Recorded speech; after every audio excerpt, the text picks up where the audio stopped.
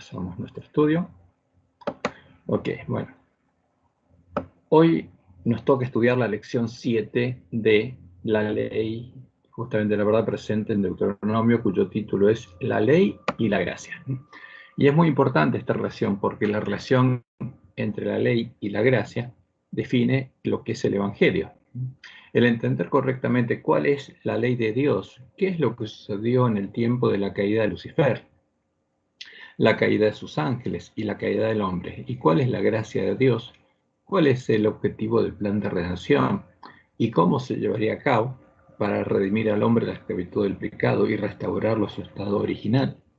Es el centro del Evangelio eterno, es la verdad echada por tierra por el hombre de pecado para que los hombres no la conozcan y sigan siendo esclavos del pecado, esclavos y súbditos del príncipe de este mundo. Y parte de este tema es el que toca nuestra lección, mostrándonos cuáles son algunos de los errores heredados de los paganos y los papistas, de los cuales aún no se ha deshecho el pueblo adventista, el ángel que está en la Odisea.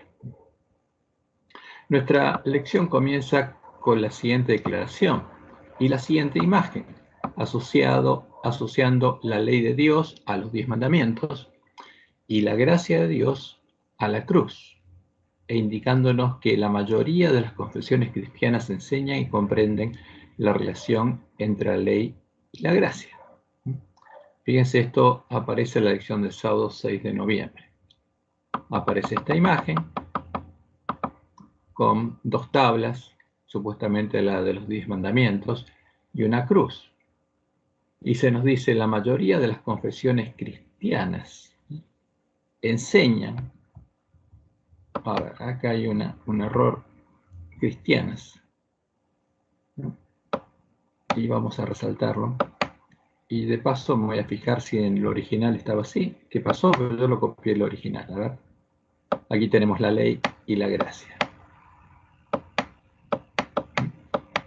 ¿Y qué dice aquí? Lo voy a agrandar para que lo veamos bien. La mayoría de las confesiones cristianas, o sea, aquí está el error, enseñan sobre la ley y la gracia y comprenden la relación entre las dos.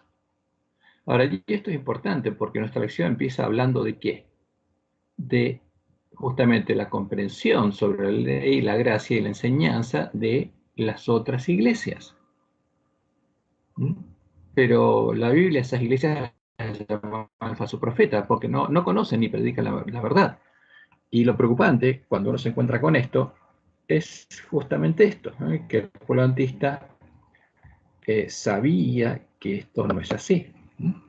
Ahora, la mayoría de las confesiones cristianas, ¿qué enseñan? No enseñan la verdad. No enseñan la verdad sobre la ley y la gracia. Y tampoco comprenden la relación entre las dos, si no estarían predicando el verdadero evangelio.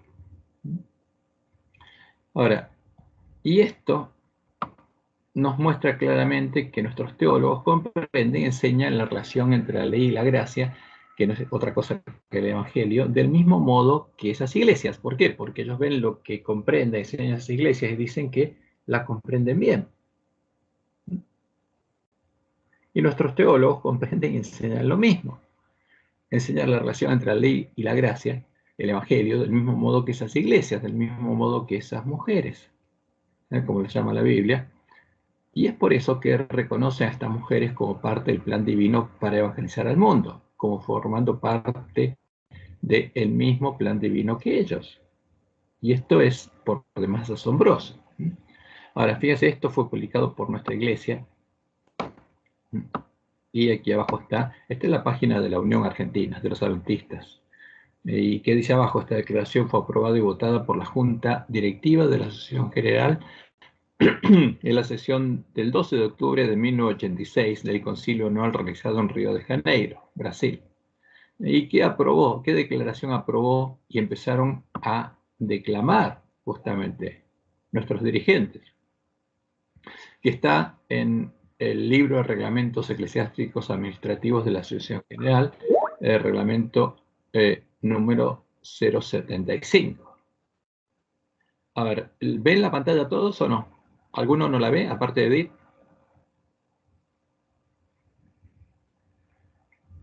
Nosotros la vemos. Ok, está compartida. Fíjate, Edith, de cambiar tu pantalla porque está compartida. Ahora, fíjense que dice nuestros dirigentes. Dicen que esta declaración tiene implicancias ecuménicas significativas. Ahora, ellos saben lo que es el ecumenismo. Entonces, ¿por qué están haciendo esta declaración? Con un objetivo ecuménico, ¿no?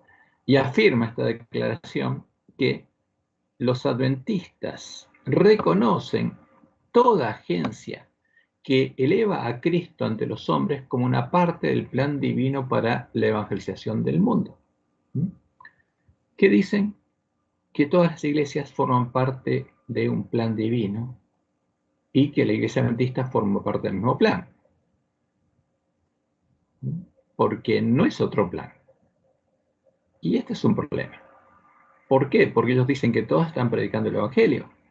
¿Qué evangelio? El mismo que predican nuestros pastores.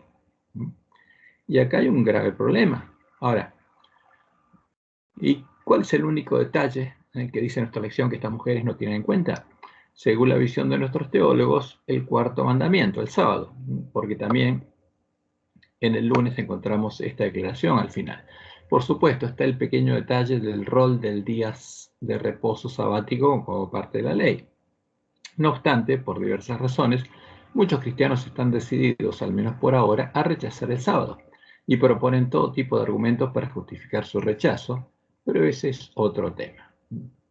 Ahora, ¿qué implica esto? Fíjense que es un tema muy delicado, porque en esta lección empieza hablando de este modo, porque esto es ecumenismo. O sea, ¿qué implica esto?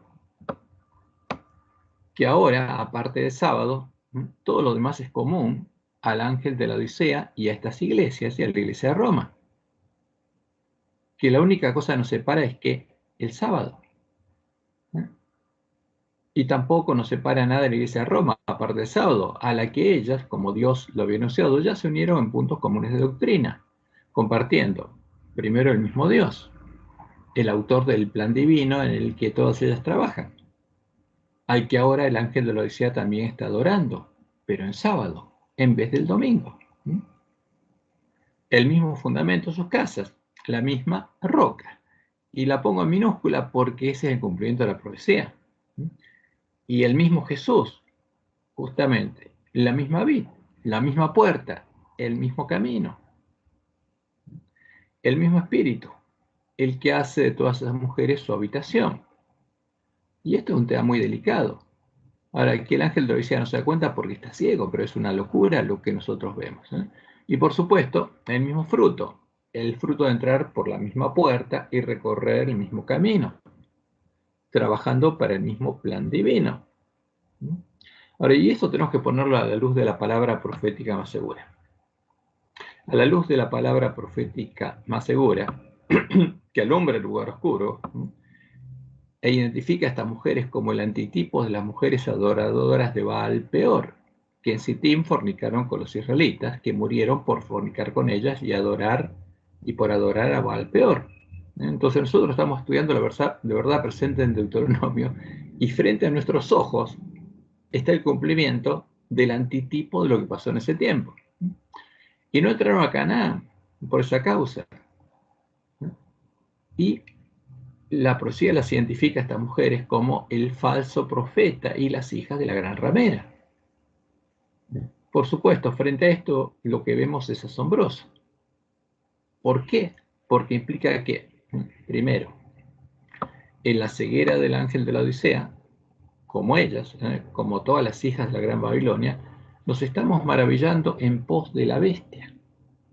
La estamos reconociendo como formando parte de la iglesia de Cristo y del plan divino justamente para evangelizar al mundo. Y estamos adorando al mismo Dios que ellas, al antitipo de Baal Peor, al ídolo disfrazado de cristiano en el tiempo de la apostasía de Balaam, al ídolo definido en la doctrina de Jezabel. Y con ellas estamos adorando ¿a quién? Como dice la Biblia, al dragón, a Satanás, al Dios de las fortalezas, el Dios de la bestia romana, y al hacerlo adoramos también a los demonios.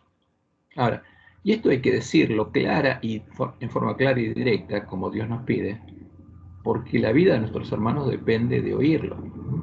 ¿Qué dice Apocalipsis 13, del 1 al 4. Me paré sobre la arena del mar y vi subir del mar una bestia que tenía 7 cabezas y 10 cuernos. Y en sus cuernos 10 diademas, y sobre sus cabezas un nombre blasfemo. Y la bestia que vi era semejante a un leopardo, y sus pies como Dios, y su boca como boca de león. Y el dragón le dio su poder y su trono y grande autoridad. ¿Quién le dio su poder y su trono y grande autoridad? El dragón. ¿Para quién trabaja? Para el dragón. Para llevar adelante, ¿qué plan? El del dragón. El plan divino del dragón. Vi una de sus cabezas como herida de muerte, pero su herida mortal fue sanada, y se maravilló toda la tierra en pos de la bestia. ¿Y a quién adoraron? ¿Cuál es el Dios común? El dragón. Y adoraron al dragón, que había dado autoridad a la bestia, y adoraron a la bestia, diciendo, ¿quién como la bestia? ¿Y quién podrá luchar contra ella? Esto es el ecumenismo. Y claramente el pueblo adventista lo tiene que saber porque Dios se lo reveló por medio de Elena, como leemos en Evento de los Últimos Días, página 133. No podemos ver cómo la Iglesia romana puede exonerarse de la acusación de idolatría. Ella misma declaró que en el tiempo de la apostasía empezaron a adorar a Satanás. Y esta es la religión que, justamente, la adoración del dragón, es la religión que los protestantes están comenzando a considerar tan favorablemente y que eventualmente se unirá con el protestantismo. Ahora, para llevar a cabo adelante, ¿qué plan divino? El del dragón. Y también, esto que vemos implica que, guiados por los siervos de Jezabel, por los lobos que vinieron a nosotros vestidos de ovejas y están borrachos con el vino de Babilonia, esos son los borrachos los que Jesús habla. Estamos trabajando para el plan del Dios de este mundo, para el mundo, el plan del director del mundo cristiano. Y estamos camino a su venida en gloria y majestad. Como leemos en Apocalipsis 12:9, y fue lanzado fuera el gran dragón, la serpiente antigua que se llama Diablo y Satanás, el cual engaña al mundo entero. Porque ese es su objetivo. Y la bestia y el falso profeta, ¿para qué trabajan? Para engañar al mundo entero. Fue arrojado a la tierra y sus ángeles fueron arrojados con él. Por eso Elena decía que había una sola iglesia que estaba en el muro reparando la brecha. Y ese era el pueblo adventista. Ahora, ¿pero qué pasa ahora? Dejamos el muro, dejamos la brecha y nos unimos aquí a estas mujeres, como en Sitim. Y en evento de los últimos días, página 159, tenemos esta cita. Nos acercamos al fin de la historia de esta tierra y Satanás está trabajando como nunca antes. Procura actuar como director del mundo cristiano. Ahora, ¿quién es el que dirige a la bestia del falso profeta? Satanás. ¿En qué plan divino trabajan? En el de Satanás. Porque a Satanás lo llaman su Dios. Trabaja con una intensidad asombrosa mediante sus milagros mentirosos. Se presenta a Satanás como un león rugiente que anda rondando en busca de quien devorar. Desea abarcar a todo el mundo en su confederación. O sea, el ecumenismo desea abarcar a todas las iglesias. ¿Y cuál es la única que le faltaba? El pueblo adventista. Ocultando su deformidad bajo el manto del cristianismo, se arroga los atributos de un cristiano y pretende ser Cristo mismo. Entonces, ¿a quién adoraría el ecumenismo? A Satanás llamándolo Cristo. Y la próxima cita, que se encuentra en el Conflicto de los Siglos, página 513, Elena dice lo siguiente: la más terrible amenaza que haya sido jamás dirigida a los mortales se encuentra contenida en el mensaje del tercer ángel. Debe ser un pecado horrendo, el que atrae la ira de Dios sin mezcla de misericordia. Los hombres no deben ser dejados en la ignorancia tocante a esta importante cuestión. La amonestación contra este pecado, fíjense, un pecado específico, ¿no?, que es la adoración de la bestia religiosa y de su ídolo, debe ser dada al mundo antes que los juicios de Dios caigan sobre él, para que todos sepan por qué deben consumarse y para que tengan oportunidad para librarse de ellos.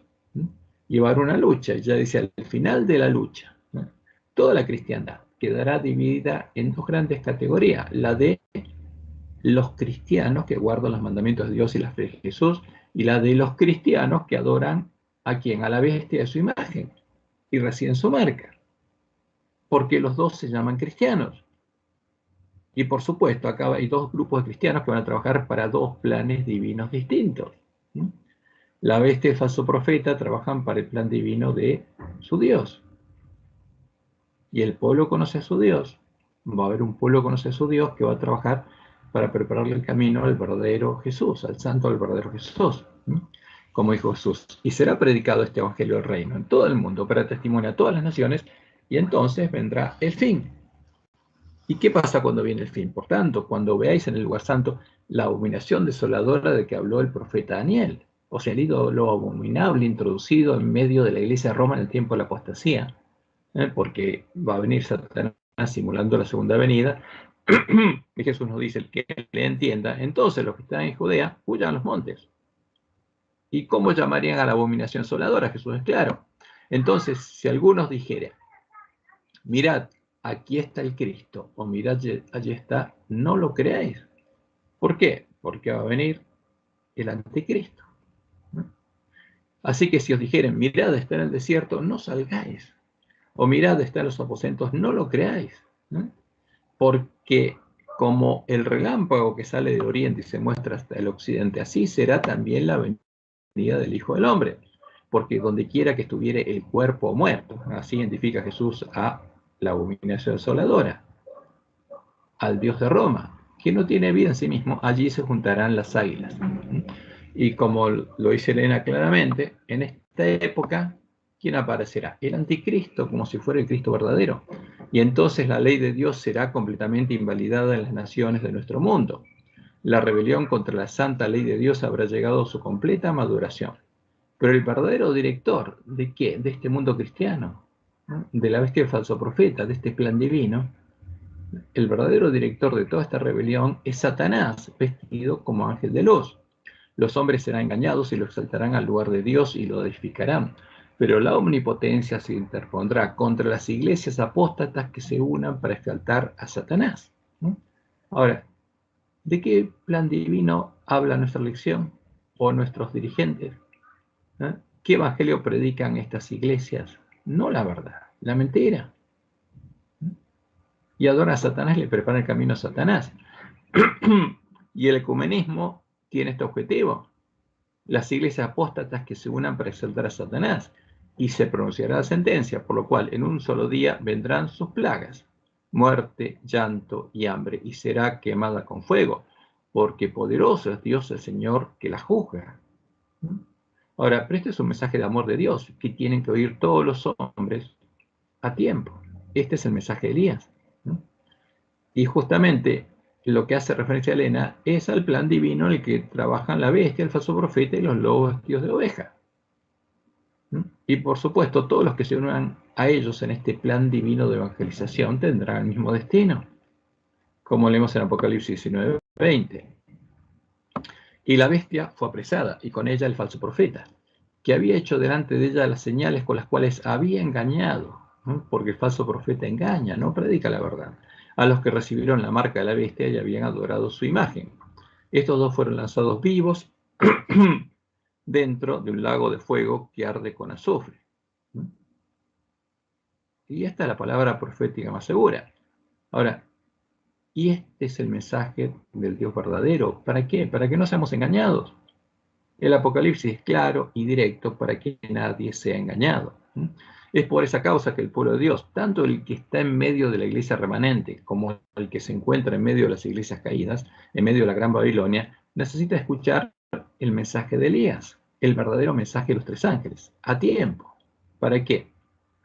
Primero, conozca a Jehová, porque ese es el mensaje de Elías, el Dios de Israel, el único Dios verdadero, y conozca al santo, al verdadero Jesús. Y lo puede diferenciar de Satanás, el falso Dios y Cristo, el director del mundo cristiano, las iglesias que trabajan para llevar adelante el plan divino del príncipe de este mundo.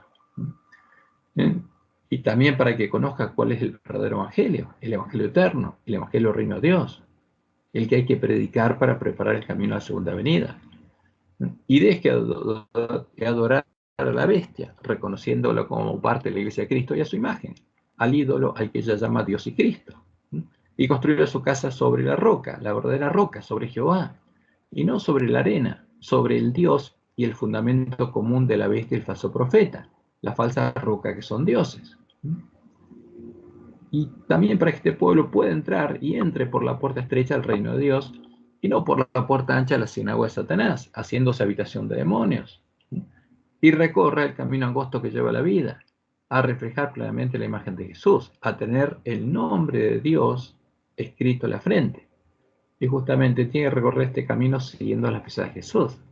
Y no recorre el camino espacioso que lleva a la perdición, al abismo, a conocer las profundidades de Satanás, el ángel del abismo, a ser sus hijos y a tener su marca en sus frentes y en sus manos. Ahora, por eso es importante este mensaje. Y para esto Dios llamó al pueblo adventista, para predicar el mensaje de Elías. Y acercándose Elías a todo el pueblo, dijo: ¿hasta cuándo claudicaréis vosotros entre dos pensamientos? ¿Y a quién dirigió este mensaje? Al pueblo de Dios. Si Jehová es Dios, seguidle. Y si Baal, el Dios de toda la gran Babilonia, id en pos de él. Ahora es el momento de decisión. ¿A quién vamos a adorar? Y por supuesto, la bestia y el falso profeta no comprende ni enseña el verdadero evangelio. No comprende la ley de Dios, ni enseña justamente la verdadera gracia. Por eso vamos a tratar de ver cómo comprenden justamente la bestia y el falso profeta la relación entre la ley y la gracia, la que nuestros teólogos dicen que comprenden bien, porque la comprenden como nuestros teólogos, o sea, como la comprende el ángel de la Odisea. Entonces, cuando Lutero salió de Roma con los cadáveres de los dos testigos en sus manos, con la Biblia católica, la que encontró en sus manos, empezó la obra de la Reforma, la obra que él no completó y solo sería completada en el tiempo de la última generación. Pero estableció los 5 fundamentos en los que debería basarse esta obra. Y los conocemos. El primero, sola escritura. Estableció a las escrituras como la única fuente autoritativa de fe y doctrina, dejando de lado las tradiciones de los hombres, las doctrinas de Roma, las doctrinas definidas por los sabios de Roma en sus concilios ecuménicos. ¿Y qué dijo? Sola escritura. Y por eso solo fue perseguido. Sola gracia, indicando que somos salvos gratuitamente por la gracia de Dios, no por obras. O sea, somos salvos por gracia. Y eso es un don gratuito de Dios. Y somos salvos por la fe, indicando que la salvación nos es dada por la fe en Dios y las promesas del Evangelio. Entonces, Dios en su gracia estableció que por la fe nos iba a dar la salvación. Y la cuarta sola es solo Cristo, indicando que solo podemos ser salvos si nos es imputada la justicia de Cristo. Si lavamos nuestras ropas, como decía el Apocalipsis, en la sangre del Cordero de Dios. No hay otro modo. Y solo a Dios la gloria, y no a los hombres o a instituciones, porque solo a Él debemos nuestra salvación. ¿Puede la Iglesia Roma perdonar pecados? No. ¿Pueden los hombres perdonar pecados? No. ¿Pueden hacer algo por nuestra salvación? No. Salvo predicarnos la verdad, sembrar la verdadera semilla del reino. Pero, en nuestro tiempo, como lo vimos en la lección pasada, las iglesias protestantes no solo dejaron de avanzar en la obra de la reforma, sino guiadas por los lobos que fueron ellas vestidas de ovejas, porque los lobos empezaron a ir a las iglesias protestantes, a ellas ya le hicieron caer, y después vendrían a nosotros, se volvieron atrás, dejaron de basar su fe solo en las escrituras, aceptaron como verdad a tradiciones de hombres, y ya se unieron a Roma en puntos comunes de doctrina. O sea, desandaron toda la reforma y rechazaron la escritura. Se unieron a Roma justamente adoptando como verdaderas las doctrinas definidas por Roma en sus concilios ecuménicos, empezando por el concilio de Nicea. Por eso, no es extraño que su conocimiento de Dios y su enseñanza sobre la ley y la gracia sean similares a las de todos los adoradores de Baal, el Señor, el Dios de la gran Babilonia. Y vamos a ver por qué. Porque esto es importante. Porque muchos adventistas son atraídos por la enseñanza de las iglesias protestantes. Y aquí vemos por qué los pone esta misma imagen. Esta imagen que aparece en nuestra lección no es originaria de la iglesia adventista. La ponen los protestantes. ¿Y qué dicen ellos? Entonces ellos tienen varias afirmaciones. Y es una mezcla de verdad y error. Y ahora me gustaría escucharlos a ustedes, a ver qué opinan. Ellos dicen, primera afirmación, porque este es el fundamento. La paga por violar la ley de Dios es la muerte. Nosotros violamos la ley de Dios y la ley nos condena a morir. Esto es lo que hacían ellos. Jesús guardó perfectamente la ley de Dios y merecía vivir. Por amor a nosotros, Jesús tomó nuestro lugar, cargó nuestros pecados y murió por nosotros en la cruz, satisfaciendo los requisitos de la justicia de Dios. Por tanto, el que acepta a Jesús ya murió para la ley, ya fue crucificado con Cristo, ya resucitó con Él a nueva vida y está libre de la maldición de la ley. Para él, justamente, ¿qué enseña? La ley ya fue clavada en la cruz. ¿Me están siguiendo? Presten atención, porque esto es importante, porque esto lo van a escuchar de nuestros púlpitos también. En consecuencia, el que está en Cristo es libre de la ley y de la condenación de la ley. Y una vez salvos, somos salvos para siempre. La ley ya nos enseñorea más sobre nosotros y no nos puede condenar. A ver, ¿qué opinan sobre esto? ¿Hay alguna opinión sobre esto? ¿Es verdadero? Una pregunta te hago. Sí. ¿Esto lo afirma la Iglesia Adventista también? Sí. Y ahí, cuando empiezan a hablar de la justificación por la fe, empiezan a meter todo esto. Sí, los lobitos también. Pero vamos a esto, vos lo conocés. Los protestantes. Sí, yo lo conozco, pero, o sea, no me imaginé que esto era doctrina de la Iglesia Adventista. Pensé que esto era un tema de las iglesias protestantes, el famoso una vez salvos, salvos para siempre, etcétera, etcétera. Que la ley de Dios quedó clavada en la cruz, etcétera, etcétera.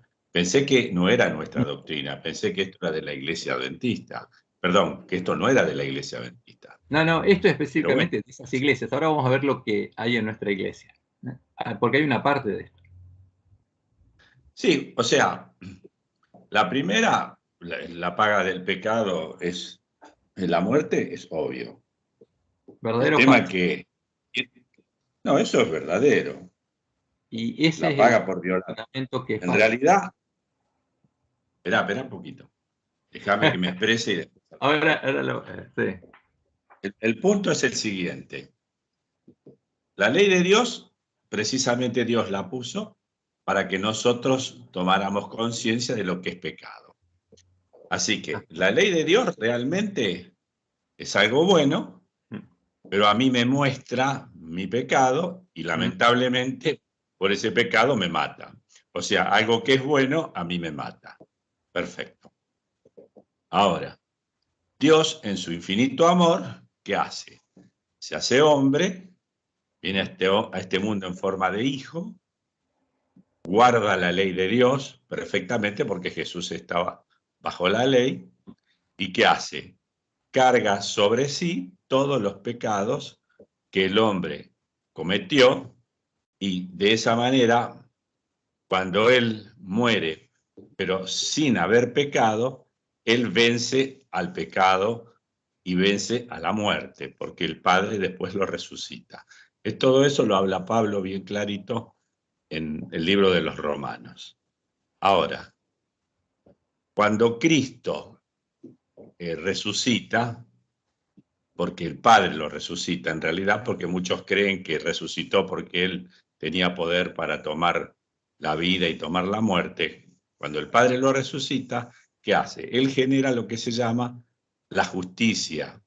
Ahora, ¿quién es el que demanda nuestra muerte? Satanás.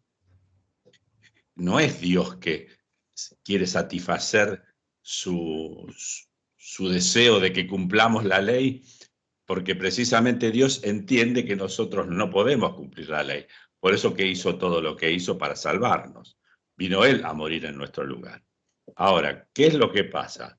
Cuando el hombre toma conciencia ahora, por fe, que tiene un camino abierto por medio de la gracia de Dios, para que Dios le regale la justicia de su Hijo, ese hombre, por fe, es salvo.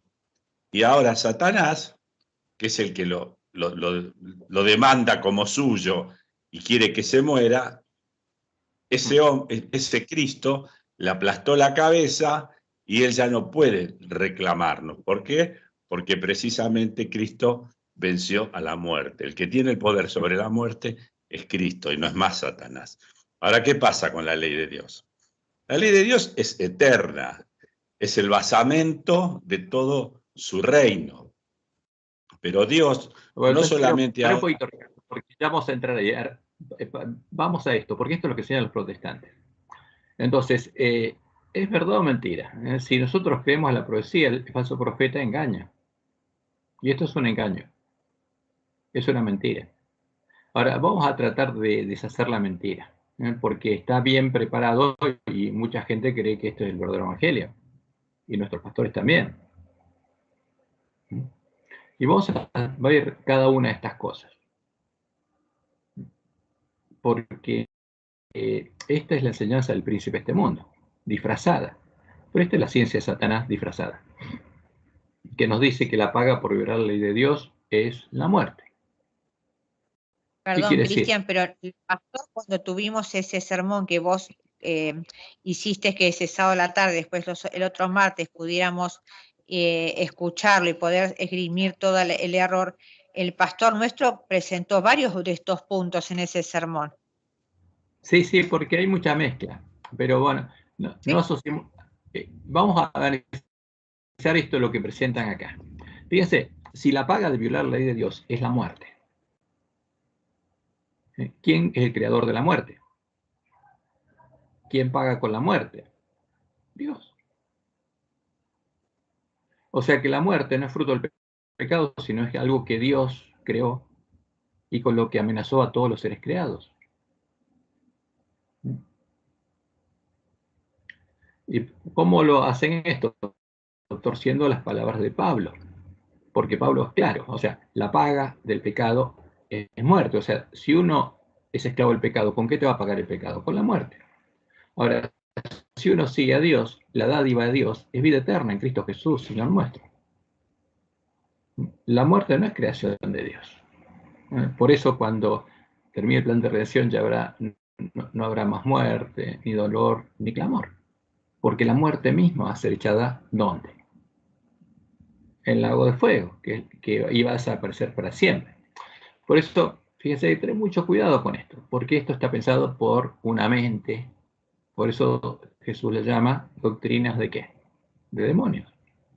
Este es el vino de Babilonia. Entonces, porque la paga por violar la ley de Dios no es la muerte, sino Dios hubiera establecido la muerte. Sería el autor de la muerte. Y esa es la acusación de Satanás.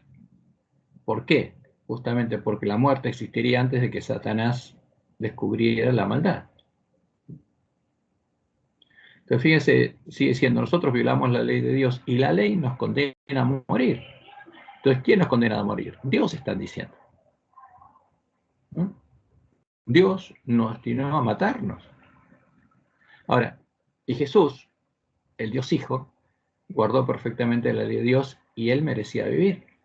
Y por amor a nosotros, Jesús tomó nuestro lugar, cargó nuestros pecados y murió por nosotros en la cruz, satisfaciendo los requisitos de la justicia de Dios. Porque Dios exigía la muerte y él murió por nosotros. Pero esta es la enseñanza de Roma, vamos a verla. Está disfrazada un poquitito, pero es la misma. ¿Quién lo mató a Jesús? Dios o su justicia. Por tanto, el que acepta a Jesús ya murió para la ley. O sea, Dios quería que vos murieras y Jesús tomó tu lugar, se puso entre vos y Dios y murió por vos. Y entonces, Dios no puede reclamar nada más. O sea, el que acepta a Jesús ya murió para la ley, ya fue crucificado con Cristo, y ya resucitó con él la nueva vida, y está libre de la maldición de la ley. O sea, la ley para él ya no lo puede matar, porque la ley es la que mata. Para él, la ley ya fue clavada en la cruz. ¿Por qué? Porque Jesús venció a la ley. O sea, lo que venció Jesús es a la ley, que mataba. ¿A quién? A los que él quería salvar. Y en consecuencia, el que está en Cristo es libre de la ley y de la condenación de la ley. Porque lo que nos esclavizaba era esa ley. Y Jesús nos libró de esa ley y de la condenación de la ley. Ahora, por eso, ¿qué significa esta imagen? Que la cruz vence a la ley. Eso significa. Que la cruz venció a la ley y la ley quedó clavada en la cruz. Y ya no tiene potestad sobre nosotros. Y una vez salvos, somos salvos para siempre. ¿Por qué? Porque ya no hay ninguna ley que nos condene. La ley ya nos enseñorea más sobre nosotros y no nos puede condenar. Esto es lo que enseñan los protestantes. Por eso, una vez salvos, somos salvos para siempre. ¿Por qué? Y esto es lo que enseña. Ahora, esto Jesús lo identificó como la doctrina de los nicolaitas. Vamos a ver por qué. Pero esto es lo que enseñan, y no es verdad. Es una mentira. Y aparece ser verdad. Y muchos creen que es verdad.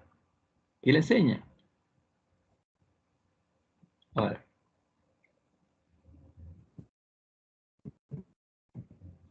Por eso, aunque aparenta ser verdad, porque es mezcla de verdad y mentira, este evangelio es un engaño.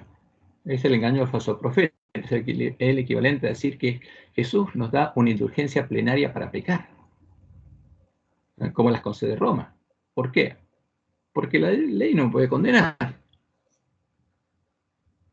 Si Jesús tomó mi lugar, yo tomo el lugar de él, y ya murió por mí, pagando por todos mis pecados pasados y futuros, y la ley ya no se señorea de mí, no me puede condenar para nada. Haga lo que haga, ya soy salvo. Es como comprar una indulgencia plenaria de las que vende Roma, por los pecados pasados, presentes y futuros, como las indulgencias contra las que Lutero se levantó. Ahora, si viera lo que están haciendo justamente los que dicen que ser sus sucesores, se muere. Ahora, veamos qué más significa y qué implica este evangelio, entre comillas, la relación entre la ley y la justicia que predica el falso profeta. Porque contiene muchos errores heredados de los paganos y los papistas, porque es la doctrina de Roma puesta de otro modo más elegante. Primero, si la paga por violar la ley de Dios fuera la muerte, esto implicaría que, primero, la muerte existiría desde el momento inicial de la creación de esta ley, antes de que Lucifer fuera creado y antes de que él violara la ley de Dios. ¿Por qué? Porque si esta ley decía que el que violaba esta ley iba a morir, el pecado estaba de antes. Y esta es una trampa dialéctica que nos pone Satanás. Y todo el que dice eso y cree en eso, y tiene que creer que justamente la ley establecía la muerte antes de que Lucifer fuera creado. O sea, que Lucifer no es el creador del pecado y la muerte. El creador de la muerte, ¿quién sería? Sería Dios. El que estableció la muerte y usa la muerte como una herramienta. La muerte habría sido creada por Dios para castigar al que violara su ley y de ese modo satisfacer las ansias que tendría de justicia, de venganza. O sea, de este modo se presenta a Dios como ¿qué? Como cualquier tirano, como Nabucodonosor, que puso el horno de fuego para castigar al que no adoraba a su Dios. Entonces, ¿qué diferencia habría entre el carácter de Dios y el de Nabucodonosor? Y ninguno. Porque le estaría diciendo a todos, o guardan esta ley, o mueren. Entonces, de ese modo, Satanás distorsiona el carácter de Dios y los protestantes al hacer esto también. Ahora, segundo, si la ley de Dios nos condenara a morir, el que nos condenaría a morir no sería otro que Dios mismo. Tercero, los pecadores necesitaríamos ser redimidos de la condenación de Dios, de la justicia de Dios, del que quiere castigarnos, del castigo de Dios. Por eso ven que esta imagen es la misma que presenta Roma. De otro modo, de forma más oculta. Y el que nos habría amado y nos habría liberado de la condenación de la ley de Dios y de la justicia de Dios, del castigo de Dios, pagando la deuda que nosotros teníamos con Dios y con su justicia, habría sido Cristo, el Dios Hijo que mostró misericordia hacia nosotros. Entonces aquí está el bien y el mal, la misma esencia, porque tiene su esencia y su sustancia, y uno es bueno y el otro es malo. Uno mata y el otro salva.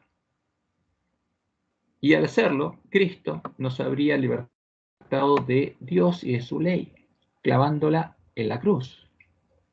Porque ¿con qué herramienta Dios nos condenaba y nos acusaba? Con su ley. Ahora, ¿pero quién es el acusador de los hermanos?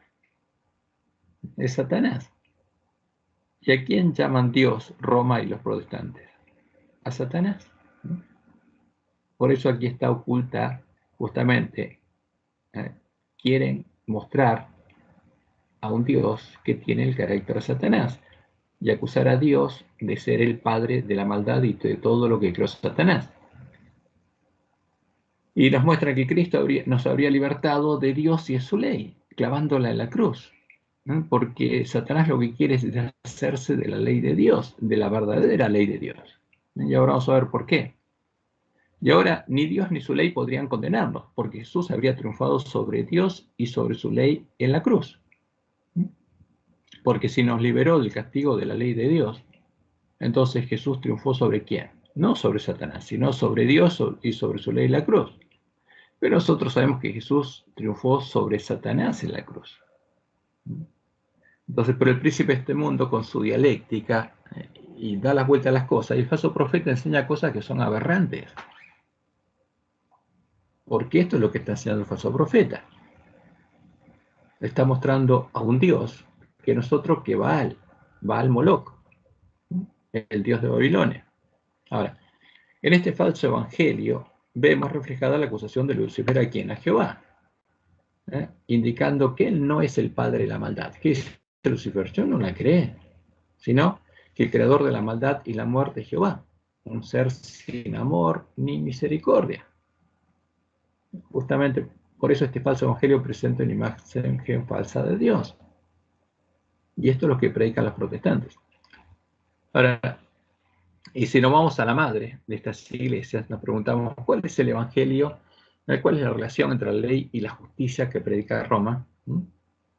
Y la respuesta es muy clara, es similar al evangelio del falso profeta, que deriva del de Roma, y asombrosamente es similar al evangelio que aparece en las publicaciones de la Iglesia Adventista, como el Libro de la Trinidad y nuestros folletos de la lección. Buenas noches, Sergio, feliz sábado.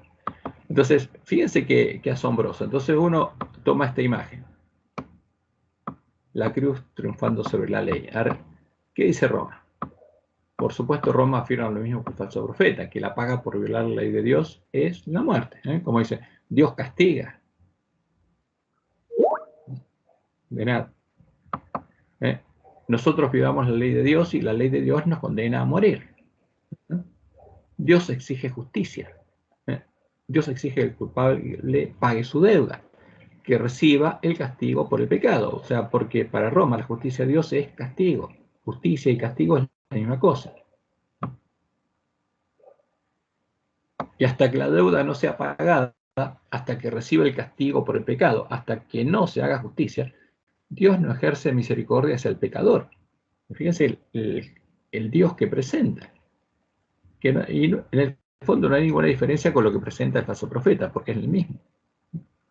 Aunque el pecador haya confesado sus pecados y haya sido perdonado, debe pagar la pena por su transgresión antes de poder ir al cielo, dice Roma. Acá se diferencia del falso profeta, porque ¿qué dice? A pesar de ser perdonado, el católico tiene que pagar. Hay una deuda y tiene que pagar. Hay una penitencia que tiene que recibir antes de poder ir al cielo. Por eso, hasta que Jesús no pagó sus deudas, los padres, ya fíjense, los padres estaban en el limbo de los padres, dice Roma. No podían ir al cielo y estaban siendo castigados por Dios por el pecado de Adán. Esta es la enseñanza de Roma. Entonces, fíjense qué Dios misericordioso que presenta. Y además se enseña que Dios creó el infierno y el purgatorio para aplicar su justicia, o sea, su castigo incluso después de la muerte. Y enseña que en el purgatorio los pecadores son limpiados por el sufrimiento. O sea, el sufrimiento, el llanto, el clamor y el dolor son herramientas ¿de quién? De Dios. Ahora, ¿pero cuál es el Dios de Roma?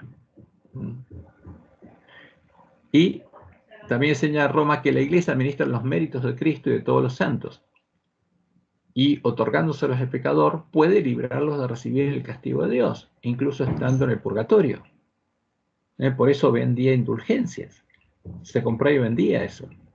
Y la Iglesia puede otorgar indulgencias por el pecado pasado, presente o futuro, asignándole al que las obtiene los tesoros que ella administra, porque tiene la balanza, y el que compra una indulgencia tiene lo suficiente para poner la balanza y ser declarado justo.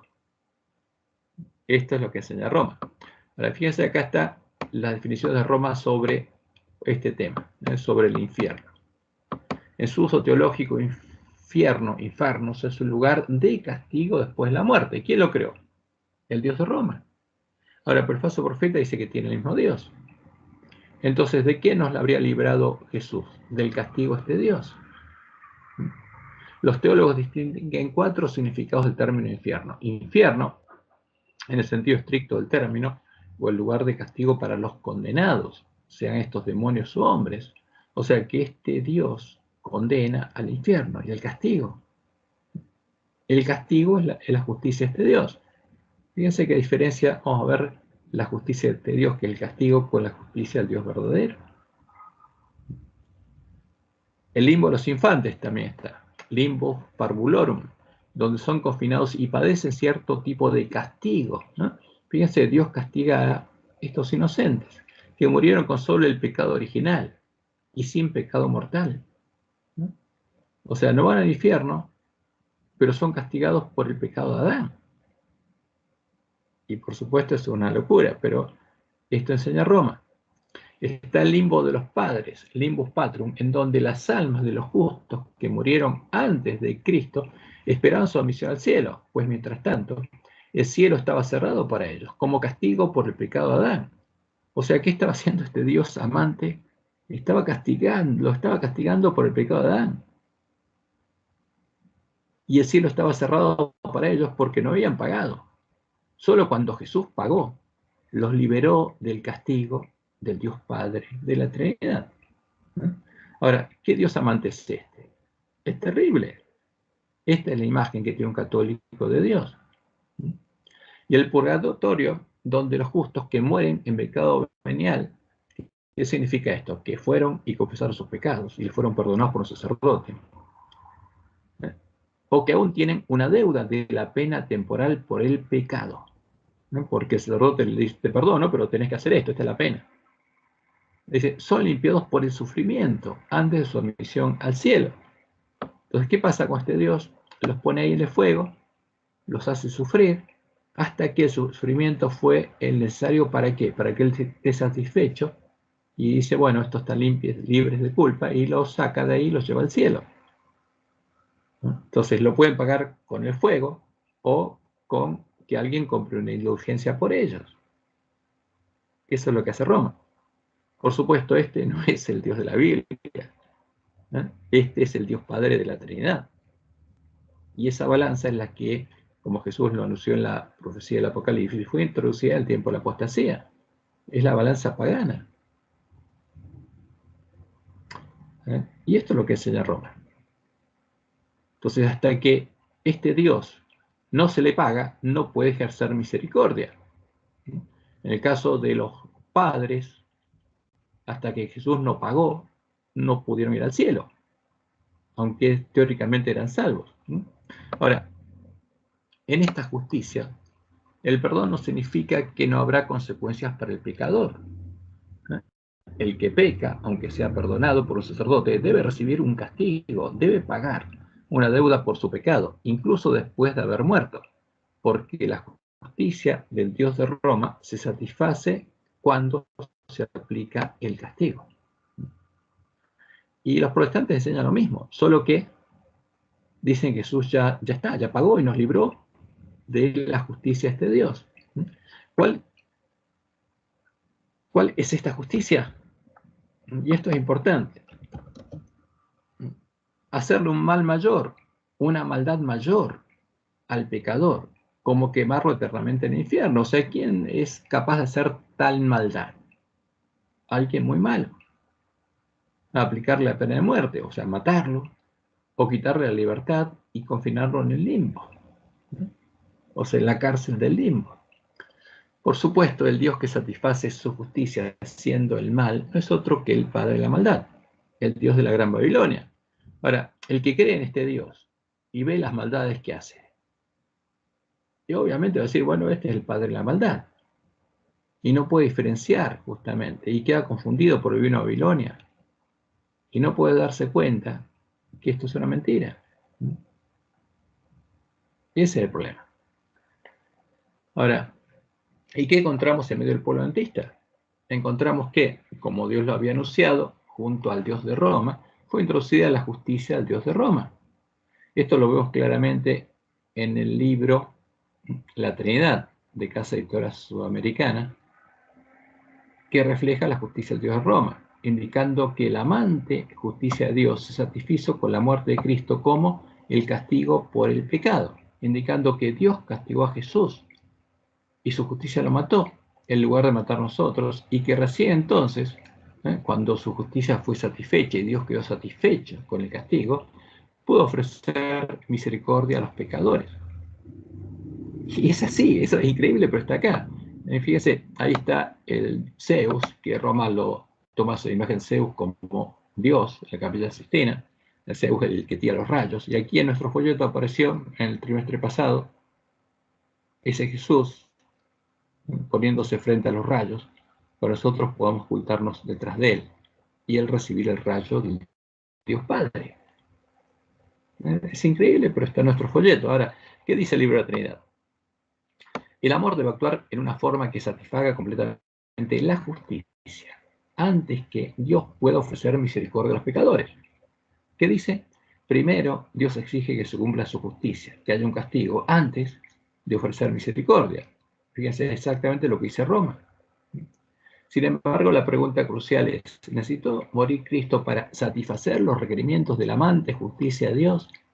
¿Quién exigía la muerte? La justicia de Dios. Eso es lo que dice. ¿Fue necesaria la satisfacción de la justicia divina? Porque dice lo mismo que Roma. Una exigencia necesaria del amor de Dios, antes de poder ofrecer su misericordioso perdón a los pecadores. Entonces, ¿qué exige este Dios? Que es el Dios de Roma, que satisfaga su justicia, que el castigo sea castigado antes de ofrecer su misericordioso, entre comillas, perdón a los pecadores, que es lo mismo que hace el Dios de Roma. Y es una barbaridad. ¿Y qué dicen nuestros teólogos?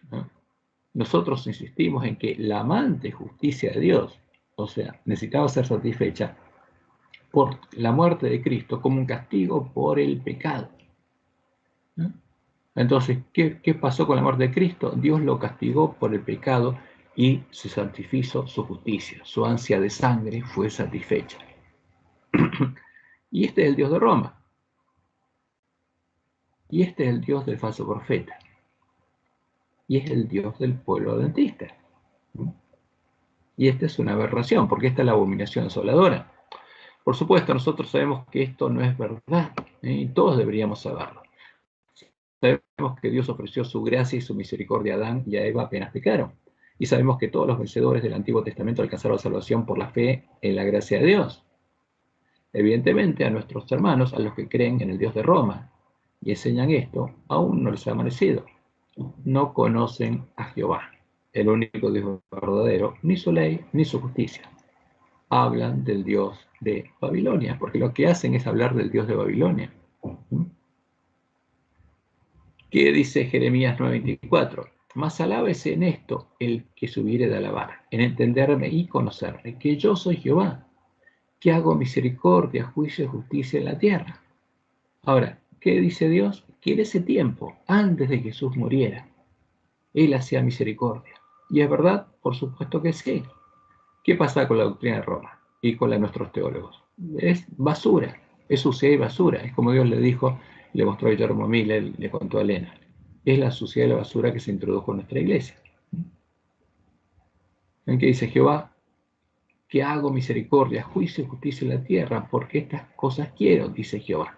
Eso es lo que quiere nosotros también, misericordia, juicio y justicia. Y en Oseas 6:6 nos dice, porque misericordia quiero y no sacrificios. ¿Quién quería sacrificios? Baal. Y Jehová no. O sea, Jehová quería que no tuviéramos que llevar sacrificios y conocimiento de Dios más que holocaustos, ¿no? Y Jesús le dijo a los dirigentes judíos, id pues y aprended qué es lo que significa. Misericordia quiero y no sacrificio. Conozcan a Dios. Ahora, si todos los vencedores estaban en el limbo de los padres, ¿cómo es que Dios llevó a Enoc al cielo? ¿Cómo es que Dios llevó a Elías al cielo? ¿Cómo es que Moisés fue resucitado y llevado al cielo? Entonces, son dogmas romanos y es totalmente incoherente. Y eso es lo que enseña Roma y el falso profeta. Y lamentablemente, esa es la comida y la bebida de los borrachos que está en medio del pueblo adventista. Ahora, ¿cuál es la verdadera ley de Dios? ¿Cuál es la justicia de Dios? En nuestra lección se habla de los 10 mandamientos como la ley moral para el hombre, la ley de Dios para el hombre, y de la existencia de una ley moral en el cielo, la ley moral del cielo, la ley a la que estaban sujetos los ángeles del cielo. Entonces nos preguntamos, ¿es diferente la ley moral de Dios para los hombres que la ley moral de Dios para los ángeles? Y la respuesta es, no, de ninguna manera, es la misma ley. Y ahí esto es importante entenderlo. ¿Cuál es la ley moral para el hombre? La siguiente, y tiene 2 grandes mandamientos, como Jesús lo enseñó, que es, amarás a Jehová tu Dios de todo tu corazón y de toda tu alma y con todas tus fuerzas. Y amarás a tu prójimo como a ti mismo. ¿Y cuál es la ley moral para los ángeles? Es la misma. Amarás a Jehová tu Dios de todo tu corazón y de toda tu alma y con todas tus fuerzas. Y amarás a tu prójimo como a ti mismo. O sea, la misma ley moral estaba grabada en la mente de los ángeles y en la mente de Adán y Eva. No había diferencia. Porque esa es la ley de Dios. No hay otra ley. Esa es la ley de Dios, la que Dios tiene escrita en la mente del corazón y había grabado en sus hijos. Ahora, ¿por qué podemos afirmar esto? Porque la ley moral de Dios es la ley que Dios tiene escrita en su mente y en su corazón. Es la ley que define cuáles son sus caminos y define su carácter, su nombre. Ahora, ¿por qué Dios es justo? Porque tiene esta ley escrita en la mente del corazón. ¿Y cuál es la justicia de Dios? Esta ley. La ley y la justicia de Dios es la misma cosa. Dios es justo porque tiene esta ley escrita en la mente del corazón. Y es la ley que define lo que es el verdadero amor. Es la ley que Él escribió en la mente y en el corazón de todos los seres creados a su imagen y semejanza moral, empezando por los ángeles y finalizando por el hombre, con el hombre.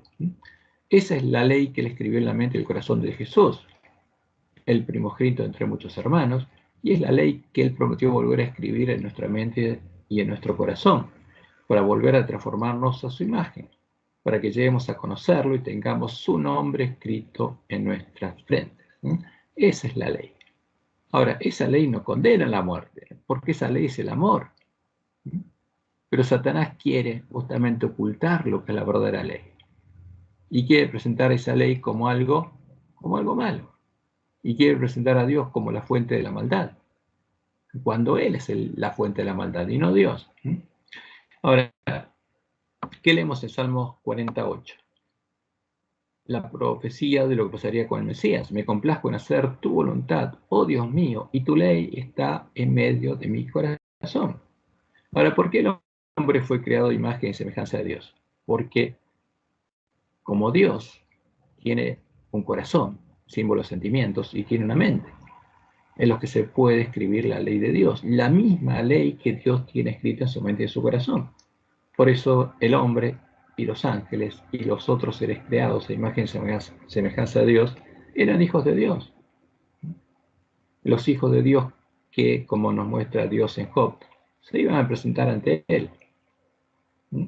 ¿Y cuál fue el testimonio de Jesús? Como el Padre me ha amado. O sea, con el mismo amor que tiene el Padre.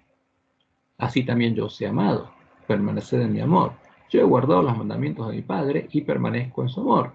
O sea, ¿por qué él guardaba la ley de Dios? Porque la tenía escrita en la mente y el corazón. Y la promesa de Dios es volver a restaurar al hombre a su estado original, escribiendo su ley en nuestra mente y en nuestro corazón, como leemos en Jeremías 31, 33 al 34. Y ese es el centro del nuevo pacto. Eso es lo que Dios haría con quienes, con los pecadores que aceptaran, que creyeran el Evangelio y se lo pidieran. Pero este es el pacto que haré con la casa de Israel después de aquellos días, dice Jehová. Daré mi ley en su mente y la escribiré en su corazón. Ahora, para que Dios pueda escribir lo que Él tiene en su mente y su corazón, nuestra mente y en nuestro corazón, nuestra mente y nuestro corazón tienen que ser similares a los de Él, para que puedan contener lo que Él tiene en su mente y su corazón. La misma ley moral, la misma ley que guía los pasos de Dios, la misma ley que establece cuáles son sus caminos. Y yo seré ellos por Dios y ellos me serán por pueblo. Y no enseñará más ninguno a su prójimo, ni ninguno a su hermano, diciendo, conoce a Jehová, porque todos me conocerán, desde el más pequeño de ellos hasta el más grande, dice Jehová. Porque perdonaré la maldad de ellos y no me acordaré más de su pecado. ¿Y qué voy a hacer? Dice Jehová. Y esto está en la ley de Moisés, en Deuteronomio, es verdad presente. Y circuncidará a Jehová Dios tu corazón y el corazón de tu descendencia. ¿Y cuál es el resultado de la circuncisión? Para que ames a Jehová tu Dios. O sea, tenés escrita la ley de Dios, el amor a Dios. Para que ames a Jehová tu Dios con todo tu corazón y con toda tu alma, a fin de que vivas. La única forma en que el pueblo de Dios podría guardar esa ley es que Dios circuncidara el corazón de ellos. Y esa es la promesa para nosotros también. Y como lo cuenta Pablo en Romanos 2, 28, 29, eso es lo que estaba pasando en medio de la iglesia cristiana. Pues no es judío el que lo es exteriormente, ni es la circuncisión la que se hace exteriormente en la carne, sino que es judío el que lo es en el interior. Y la circuncisión, ¿sí? Muchas de las imágenes de Jesús y los santos y las santas que están en las capillas, ¿no? Y catedrales católicas. ¿Y qué más? Contanos, Sergio, pues no se cansa de leer. Sí, no, quería, buenas noches a todos.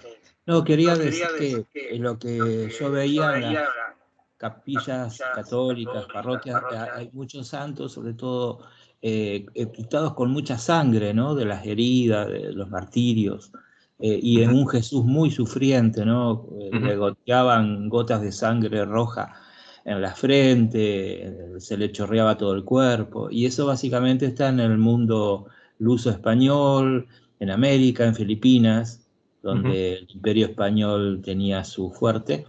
Y luego también esas imágenes también están hoy presentes en los templos católicos de Gran Bretaña, Austria, Alemania, sobre todo el sur de Alemania, en Baviera, Estados Unidos y en el resto del mundo, ¿no? Hablo de la sangre, eso es lo que quería hacer hincapié, ¿no? Porque la sangre impresiona a los hombres, nos impresiona. Entonces, y eso para mostrar lo que Jesús sufrió por el castigo de Dios. Entonces, claro, sí, sangre, castigo, sufrimiento, dolor, implica todo eso, ¿no? Seguro, es para dominar a la gente. Ahora, pero Pablo contaba otra cosa, que los cristianos estaban siendo circuncidados del corazón y como consecuencia de eso, amaban a Dios y a sus hermanos y guardaban la ley. Y en Romanos 5, 1 a 5, Pablo dice, justificados pues por la fe.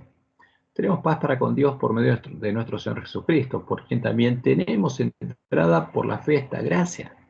Porque cuando en el nuevo pacto había otra gracia, había algo más que Dios nos daba, justamente la circuncisión del corazón. Y nos gloriamos en la esperanza de la gloria de Dios, porque lo que el hombre perdió lo tenía que recuperar, porque ese es el Evangelio. Y la esperanza no avergüenza, porque el amor de Dios, la ley de Dios, ha sido derramada en nuestros corazones por el Espíritu Santo que nos fue dado. ¿Y quién los guiaba ahora? El amor de Dios, el amor de Cristo. Porque la ley de Dios está siendo grabada en su mente y en sus corazones. Y el amor de Dios es la ley que Lucifer también tenía escrita en la mente y el corazón, desde el día en el que fue creado, hasta que se halló en él la maldad. Y esto es lo que quiere ocultar. y echar la culpa a Dios de lo que él creó, porque es un mentiroso, es el padre de la maldad y la mentira. Y como Dios lo anunció por medio de Ezequiel, hijo de hombre, levanta endechas sobre el rey de Tiro, el padre, el que sería el príncipe de Tiro, símbolo del papa, y dile, el que sentaría el templo de Dios como Dios, haciéndose pasar por Dios, y dile, así ha dicho Jehová el Señor, tú eras el sello de la perfección, lleno de sabiduría. O sea, ¿qué había en tu mente y en tu corazón? Sabiduría y acabado de hermosura. En Edén, en el huerto de Dios estuviste. Está hablando de el paraíso del cielo, del cual aquí en la tierra Dios hizo una copia. De toda piedra preciosa era tu vestidura, de cornerina, topacio, jaspe, crisólito, berilo y ónice, de zafiro, carbúnculo, esmeralda y oro. Los primores de tus tamboriles y flautas estuvieron preparados para ti en el día de tu creación. Un ser creado. Tú, querubín grande, protector, un ángel, un querubín protector que estaba al otro trono de Dios. Yo te puse en el santo monte de Dios. Allí estuviste. En medio de las piedras de fuego te paseabas. Perfecto eras en todos tus caminos, ¿no? ¿Cómo era Lucifer? Perfecto. Lo que tenía escrito en la mente del corazón, ¿cómo era? Perfecto, porque tenía la ley de Dios. Perfecto eras en todos tus caminos, desde el día en que fuiste creado, hasta que se halló en ti la maldad, hasta que creaste la maldad. Porque ¿quién la creó? No existía la maldad, ni la muerte, ni el dolor. ¿La creó quién? Es la imaginación del príncipe de este mundo. A causa de la multitud de tus contrataciones, ¿no? O sea, porque él empezó a desarrollar sus ideas y sus caminos, fuiste lleno de iniquidad, y se llenó su corazón de iniquidad, y de ese corazón salió el fruto, y pecaste.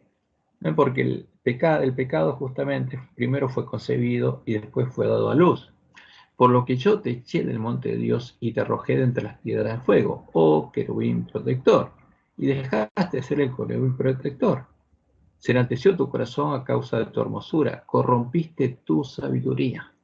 ¿Qué corrompió? Lo que tenía escrito en la mente del corazón. ¿Con qué? Con la maldad.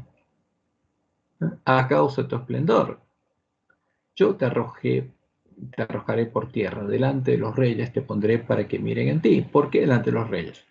Porque son los que siguen tu camino, son los que quieren exalzarse sobre sus hermanos. Con la multitud de tus maldades y con la iniquidad de tus contrataciones profanaste tu santuario. Yo pues saqué fuego de medio de ti, el cual te consumió. Ahora, ¿por qué?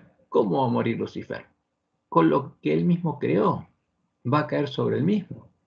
Yo pues saqué fuego de medio de ti, el cual te consumió, y te puse en ceniza sobre la tierra a los ojos de todos los que te miran. No fue algo que Dios creó, y eso es claro.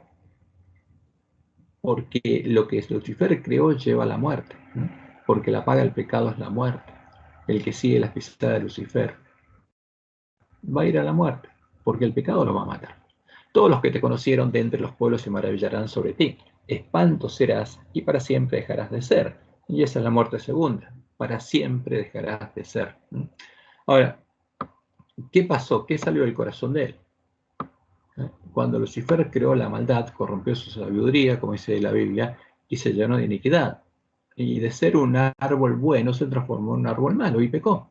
De ser un árbol bueno que tenía escrita la ley de Dios en la mente del corazón, ahora tenía escrita otra cosa. Del mal tesoro de su corazón, de la nueva ley escrita en su mente y en su corazón, que es la ley del pecado, sacó malas cosas.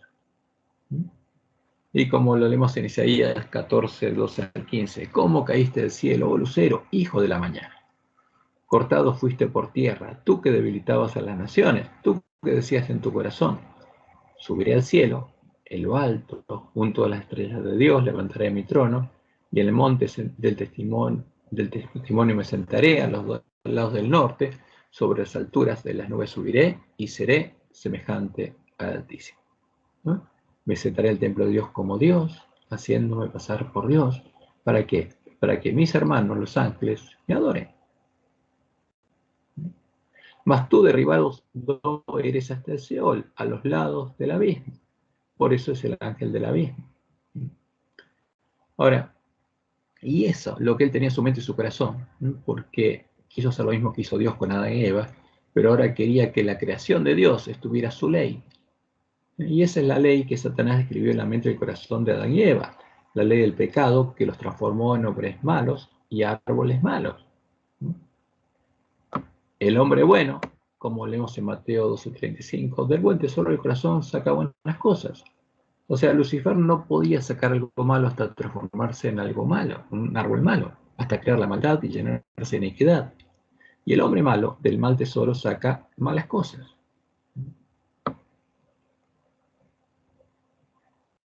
Así, todo árbol bueno da frutos buenos, pero el árbol malo da frutos malos. No puede el buen árbol dar malos frutos.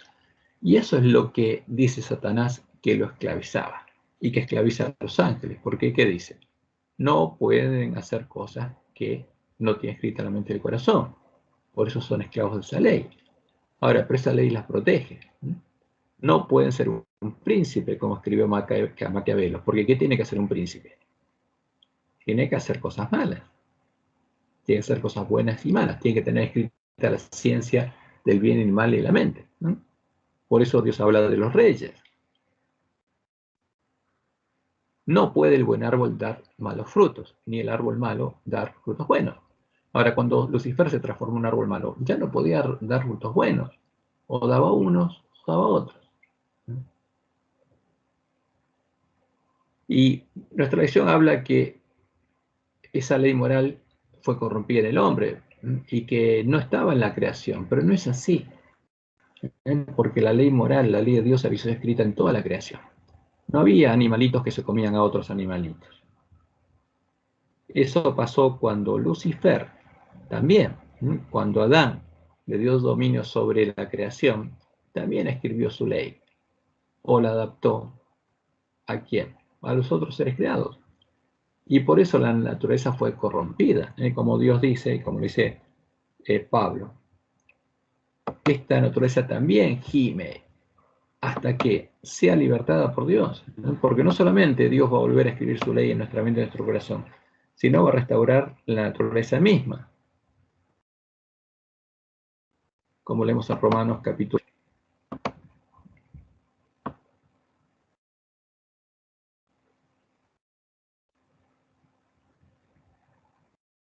Versículo 20. Porque la creación fue sujetada a vanidad, no por su propia voluntad, sino por causa del que la sujetó en esperanza. Porque también la creación misma será libertada ¿de qué? De la esclavitud de corrupción. No solo el hombre, sino toda naturaleza fue sujetada a esclavitud, la esclavitud de corrupción. ¿Por quién? Por Satanás. A la libertad gloriosa de los hijos de Dios. Porque sabemos que toda la creación gime a una, y aún está con dolores de parto hasta ahora. Y no solo ella, sino que también nosotros mismos, que tenemos las primicias del Espíritu, nosotros también gemimos dentro de nosotros mismos, esperando la adopción, la redención de nuestro cuerpo. Y ese es el tema. Porque Satanás corrompió nuestra naturaleza. Y por eso pasa lo que pasa en nuestro mundo. Entonces, ese es el problema del hombre, ese es el verdadero, es lo que Dios dice que pasa en nuestra creación y está relacionada con la solución que Él quiere darle. Primero, ¿qué quiere hacer? Restaurar su imagen en nosotros y después, en la segunda venida, restaurar nuestros cuerpos. Pero lo importante es que entendamos que en nuestros cuerpos Dios puede escribir su ley nuevamente en nuestra mente y en nuestro corazón. ¿Por qué Dios no lo liquida? Porque eso hace. Si Satanás fuera Dios, lo haría, porque eso es lo que hace el Dios de Babilonia. Castiga al que no obedece su ley y lo mata. Pero eso no es lo que hace un Dios de amor, porque le dio oportunidad a Lucifer de arrepentirse. Y como dice la Biblia, hasta que mató a Jesús, tenía posibilidad de entrar al cielo. Pero si sabe que no, Satanás no se va a arrepentir.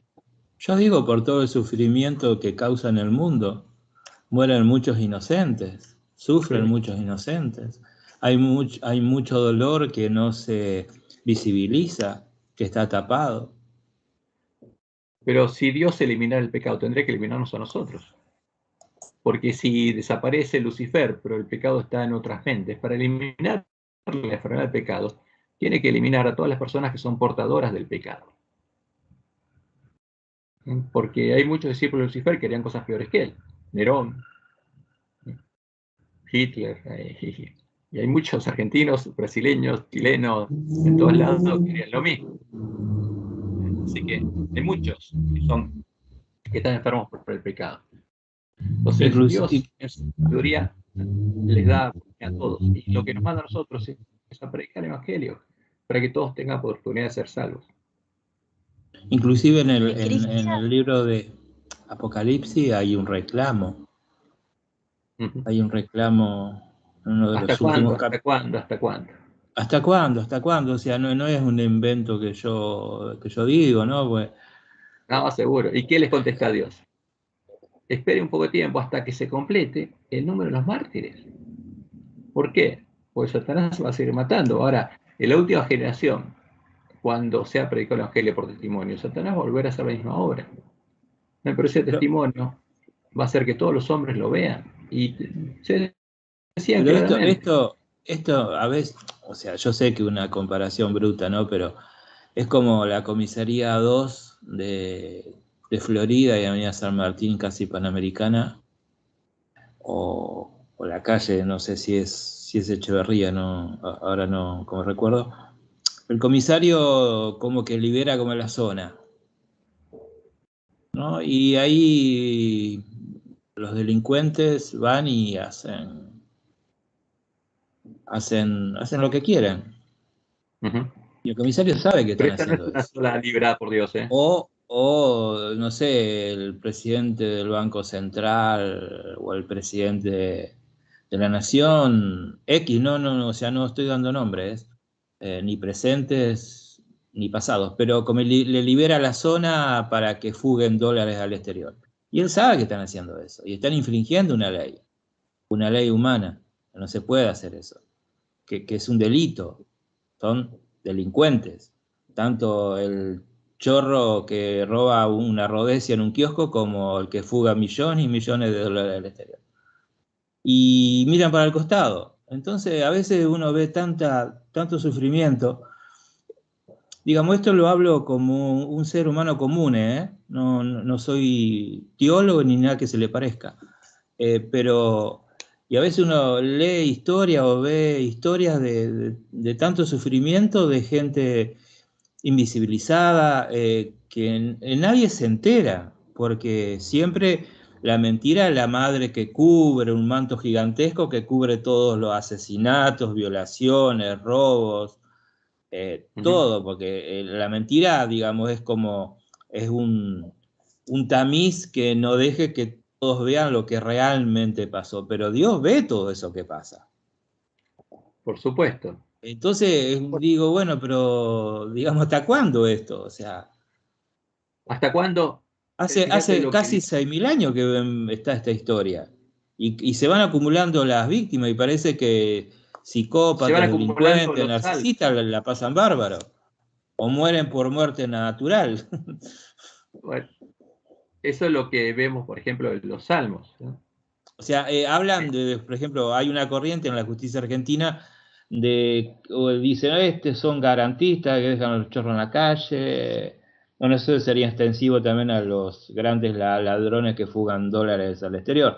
Pero, y del otro lado dice, no, hay que ser mano dura. Pareciera que en esta historia es como que Dios es garantista. Porque es como que deja que los tipos, el planeta Tierra, zona liberada, y tipo más o menos como la conversación entre Dios y Satanás en el libro de Job, en el capítulo 1. Andá a hacerle lo que vos quieras, pero no lo toques. Entonces medio... No sé, que el final es otro, un final lindo, digamos, en el libro de Job. Pero lo que uno ve, no sé. No sé si me entendieron. La pregunta es, ¿quién produce la maldad? Dios. Ahora, ¿por qué murió Jesús? ¿Dios lo mató? No. Es fruto. Jesús sufrió justamente. ¿Quién lo quería matar? Crucifícale, los demonios. Entonces, el tema del Evangelio es para nosotros entendamos lo que está pasando. Y para que podamos ser salvos, tenemos que tener la posibilidad de vivir en este mundo y nacer en este mundo, no en un mundo sin pecado. Si Dios limitara la existencia de este planeta, nadie podría ser salvo. Nosotros, si hubiera sido hace 2000 años, se hubiera acabado el mundo, y nosotros no hubiéramos existido. Ahora, por amor a nosotros existe. ¿Y hasta cuándo? Como Dios dijo, hasta que llegue al colmo la maldad de este pueblo. Y eso sería en la última generación, que sería como los días de Sodoma y Gomorra, como los días de Noé. Pero ahí Dios tendría un pueblo que predicaría justamente el fuerte pregón, y una gran multitud sería salva. Y las promesas de Dios se tienen que cumplir. Por eso tenemos que entender cuál. Porque si el Dios fuera el Dios de Babilonia, y ahí sí tenemos que reclamar, ¿y por qué no los castigás? A ver si tu justicia, el castigo, castigalo rápido, quemalos vivos, que no quede ninguno, quema vivo Satanás, pero el Dios verdadero no es ese, ¿eh? Es misericordioso, tardo para la ira y grande misericordia y verdad. Entonces nosotros tenemos que conocer al Dios verdadero y deshacer el engaño de Satanás y mostrar cuál es el Dios verdadero. Pero, entonces, por ejemplo, a un padre o a una madre que le violan una hija, una niña, una adolescente o una adulta, cuando esos padres pidieron una explicación al cielo, ¿qué explicación cómo le dan? Que toda la maldad que existe, ¿qué le puedo explicar? Lo que Dios nos muestra que pasa acá en la tierra. O sea, hay alguien que da un permiso para hacer eso. Hay alguien que tiene un poder como para permitir eso. La pregunta es, ¿por qué lo permite? Claro, estos casos, no, o sea, hablo sin conocerlos a los hermanos y a las hermanas, excepto a Cristian, a Griselda y a Adrián, pero digo, creo que a nadie nos ha tocado eso. Nos han tocado otras cosas posiblemente. Pero digo, o sea, ¿qué explicación se le da al papá y a la mamá de una chica que le pasa eso? A ver. Porque ni siquiera la pena a perpetua logra, digamos, ni que hablar si aparte de violarla la matan, ¿no? Bueno, entonces vamos, ya que estamos en este tema, ¿cuál es la justicia de los hombres? Que deriva de la justicia de Roma. Porque lo que Roma enseña, de ahí deriva esa justicia. Y la justicia de Roma no viene de Roma, sino viene de Grecia, viene del Imperio Romano, viene de otro lado, es la justicia de los hombres. ¿Cuál es la justicia de los hombres? El castigo. Alguien hace una maldad, hay que hacerle una maldad equivalente, tiene que pagar una pena. Entonces, al que hace una maldad, se le paga con otra maldad. Pero esa no es la justicia de Dios. Esa es la justicia de los hombres. Entonces los hombres ven que alguien, un violador, ¿y qué pasa? Ven una película y al final lo agarran, le ponen un cohete en alguna parte y lo hacen explotar, ¿eh? Para que pague lo que hizo, que violó. Pero eso no es la justicia de Dios. Una venganza. Eso no es la justicia de Dios. La justicia de Dios, ¿cuál es? Quiere salvar. ¿A quién? Todos pecamos, todos hicimos maldad. ¿Hay algunos otros que pueden decir, yo no hice maldad? No. Todos pecamos y estamos destituidos de la gloria de Dios. Ahora, y como Jesús enseñó, Dios le hace bien a justos y a malos. ¿Por qué? Porque está esperando que se arrepientan. Entonces, conocer al Dios verdadero implica conocer su carácter. Pero Él es justo, ¿no? Fíjense, la justicia de Dios, ¿cuál es? Buscar la salvación. Ahora Él va a pagar a cada uno de acuerdo a su obra. Pero no le va a pagar haciéndole mal, sino haciéndole el bien. Y por eso tenemos que conocer al Dios verdadero, porque lo que conocemos es al Dios de Roma. Y ese Dios que castiga, ¿por qué se demora en castigar? ¿Por qué no los quema vivos? ¿Por qué no los...? ¿Y quién quedaría vivo? Nadie. Entonces, tenemos que conocer al Dios verdadero. Hay mucha maldad. Nosotros sufrimos la maldad de este mundo. ¿Quién no la sufrió? Sí, o digamos, decir, ¿quién no fue? perdón, Cristian, pero creo que hay una escala. Sí. Hay una escala en cual, digamos, si yo voy y agarro un sapo y lo aplasto con una masa de 20 kilos, a conciencia tiene una gravedad. Ahora, Ajá. si yo voy y a propósito baleo a toda una familia, tiene otro grado. Sí. Digamos, pienso que no. Y hay gente mucha gente que eso no lo hace, ni con el sapo ni con la familia. O sea, es como meter todo en la misma Y bueno, bolsa, creo ¿qué que no es castigo, justo qué tampoco. castigo merecen los que, por ejemplo, desde el punto de vista humano, qué castigo merecen los que mataron a Jesús? Es más que matar un sapo. Sí, ¿Qué castigo? claro, claro. ¿Y qué Bueno, hizo pero Jesús? Oró.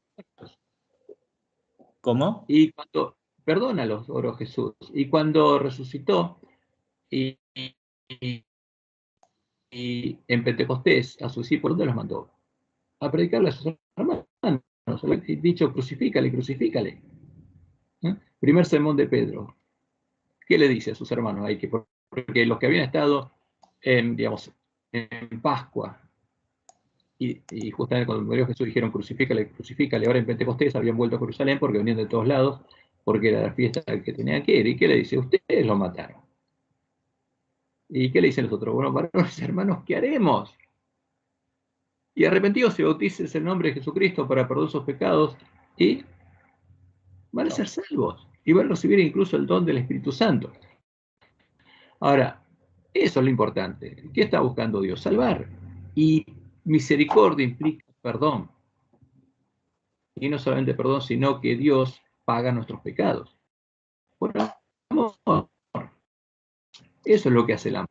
Eso es lo que no conoce el mundo. Eso es lo que tiene que ver el mundo. Alguien que refleje la imagen de Dios y ame como Dios ama.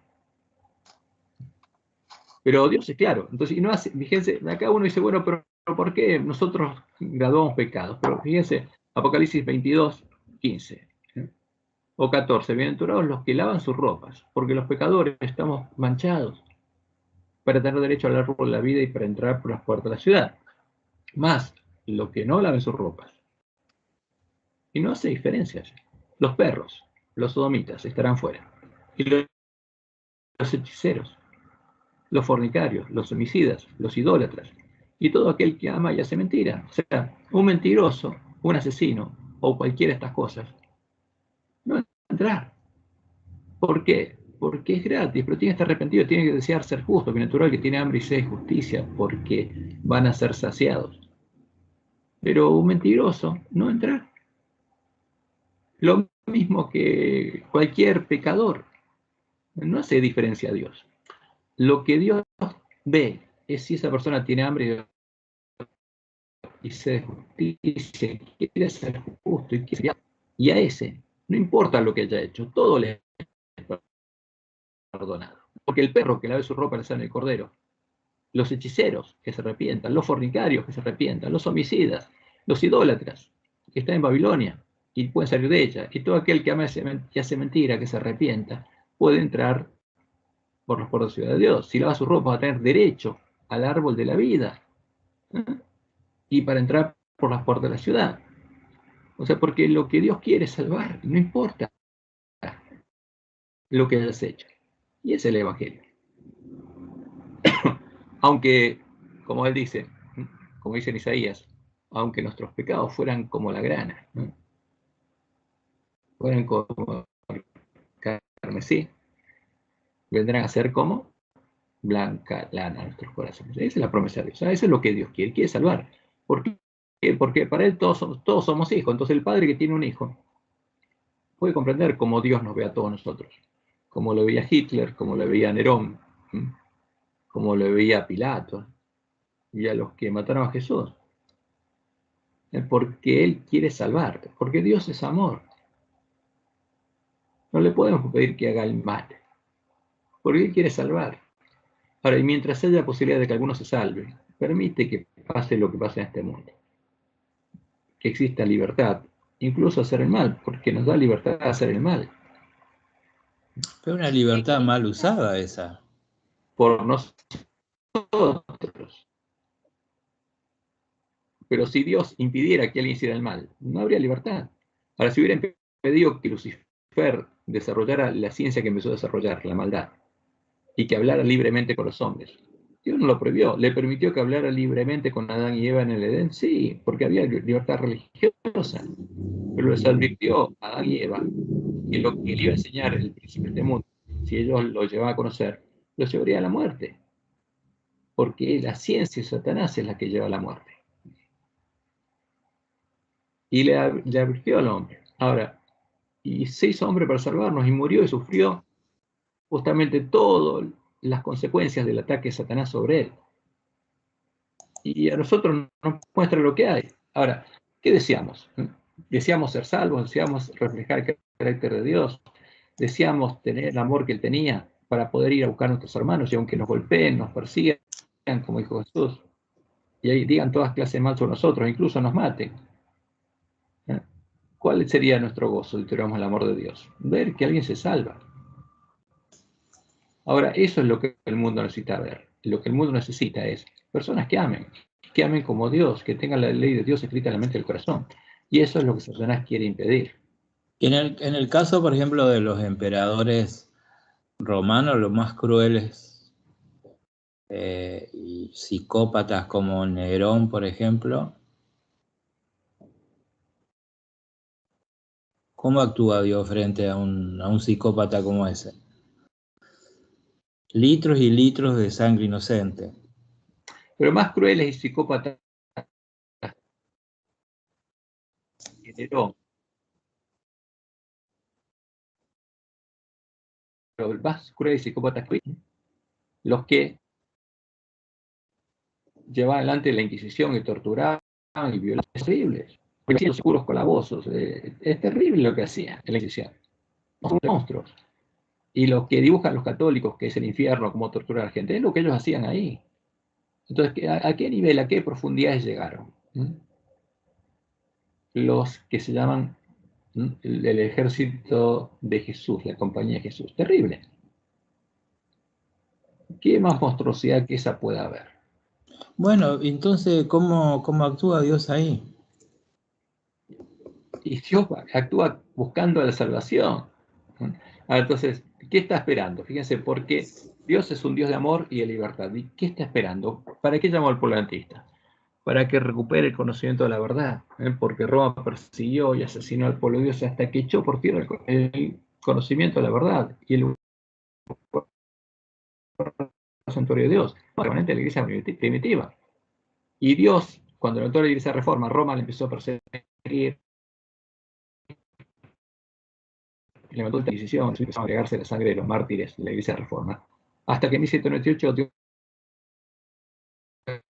retuvo los vientos. ¿Para qué? Para que la obra de reforma recupere el conocimiento de la verdad y la luz que había en la iglesia primitiva se vuelve a encender en el mundo. Y para eso nos llamó a nosotros. No porque el pueblo adventista fuera diferente del resto, porque no hay diferencia, entre todos pecamos. Ahora, pero ¿por qué ese pueblo? No porque los adventistas de ahora, sino ese pueblo, una parte del remanente de la iglesia de reforma que estaba en todas las iglesias protestantes, que empezó a leer y a oír las palabras del librito que Dios había empezó a entender algo y empezó a arrojar venida. E hizo lo que Dios dijo que tenía que hacer. Empezó a guardar las palabras de profecía y profetizó por primera vez. Comió el librito abierto y profetizó por primera vez. Y le amargó el vientre. A ese pueblo.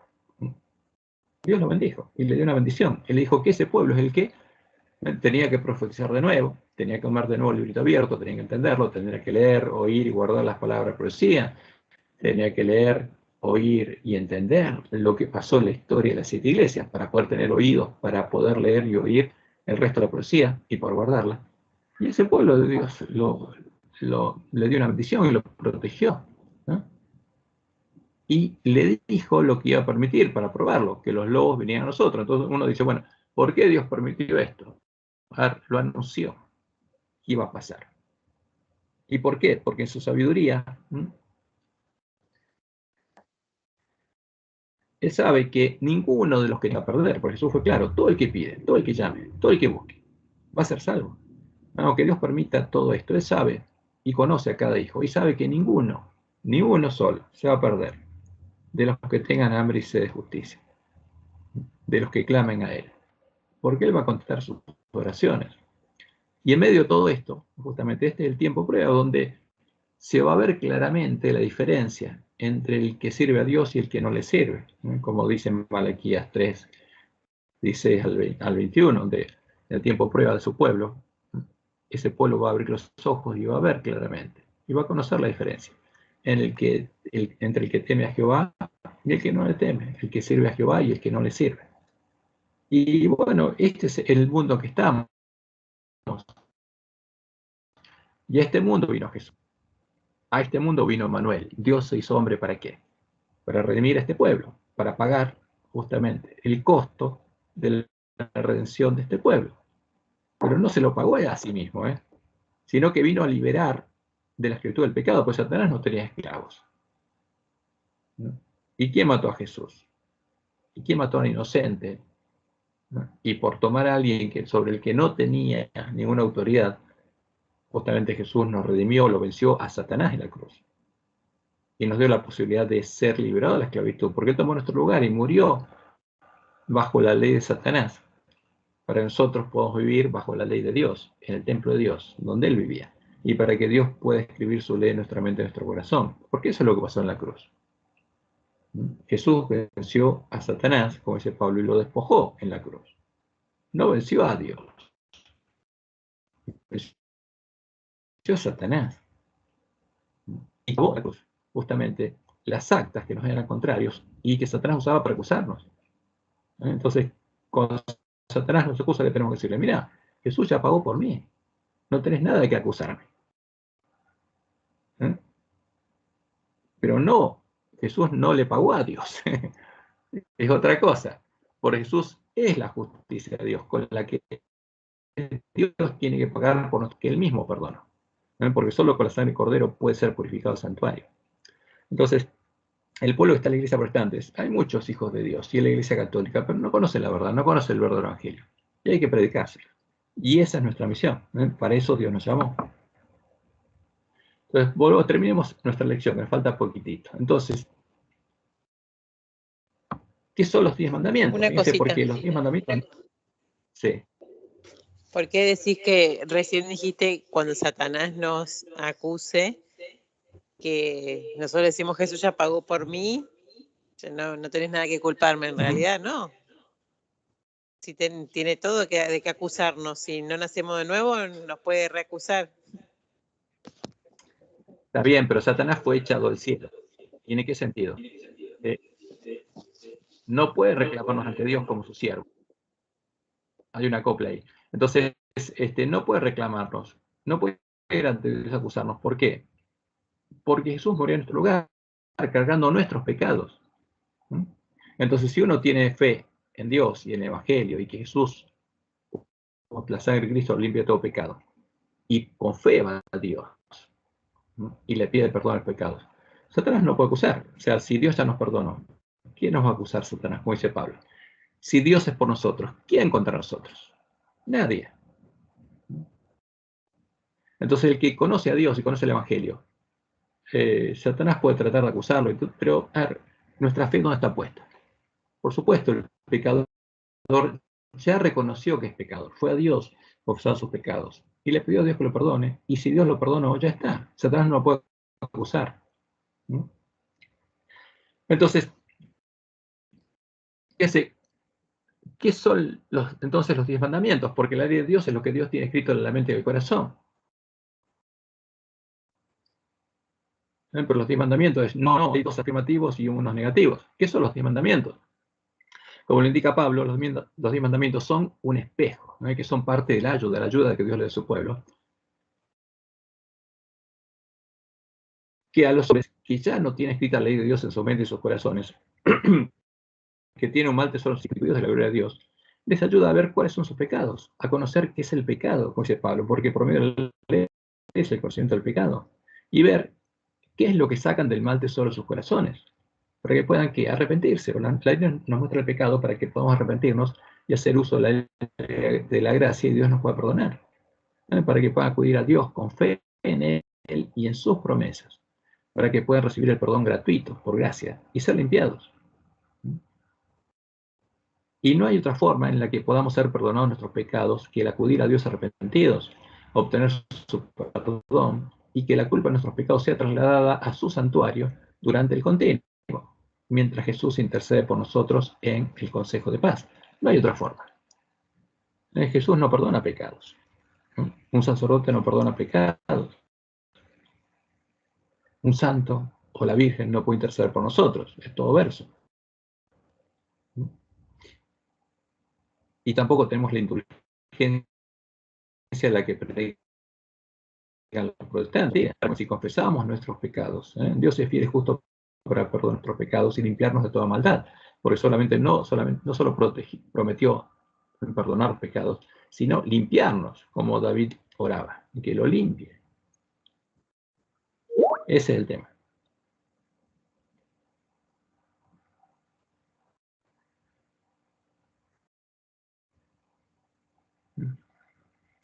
Sí, hay de todo. A ver, hay de todo. Todos han dicho un nombre u otro, ¿no?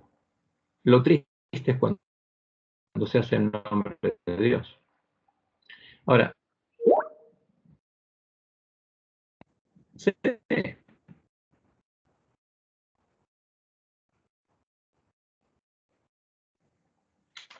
todo por defender un relato, digamos, ¿no? Eso es lo importante. La promesa es que Él va a escribir su ley en la mente y en el corazón de sus siervos fieles, que busquen, lo encuentren, y después con los profeta Elías, dándoles el alimento de tiempo de sus hermanos. Jesús dice en Apocalipsis 3:12, al que venciere, yo lo haré con mi Dios, y escribiré sobre él el nombre de mi Dios.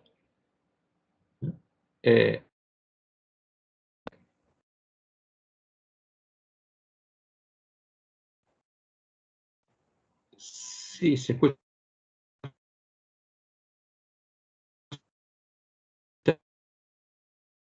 recortado porque no tengo, estoy en otra casa.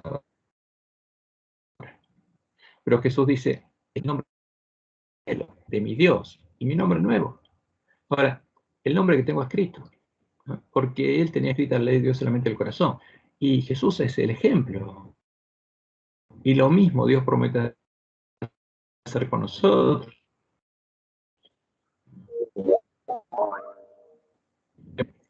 Y dice Elena, y eso es claro, los que reciban el sello del Dios vivo y sean protegidos en el tiempo de angustia deben reflejar también plenamente la imagen de Jesús.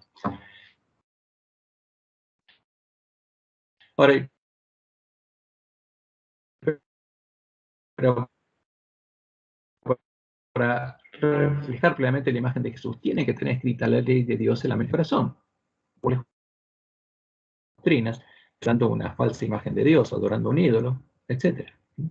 Y como dice la palabra profética segura de Apocalipsis 14, del 1 al 5, después miré y aquí el Cordero estaba en pie sobre el monte Sión y con él 144.000 que tenían el nombre de él y el de su padre escrito en la frente, que tenía el carácter de Dios. ¿Por qué? Porque tenían la ley de Dios escrita en la mente y el corazón. Dios había quitado a la ley del pecado y había puesto otra ley. Son los que no se contaminaron con mujeres, donde en Sittim, con las mujeres a las que nuestros teólogos y nuestros hermanos engañados llaman parte del plan divino. Pues son vírgenes, no fornicaron con ellas. Estos son los que siguen al Cordero por donde quiera que va. Estos fueron redimidos de entre los hombres como primicias para Dios y para el Cordero. Son las primicias de la última generación. Y en sus bocas no fue hallada mentira. Se deshicieron de todas las mentiras de Babilonia y del falso profeta. Pues son sin mancha delante del trono de Dios. Son parte de la esposa del Cordero.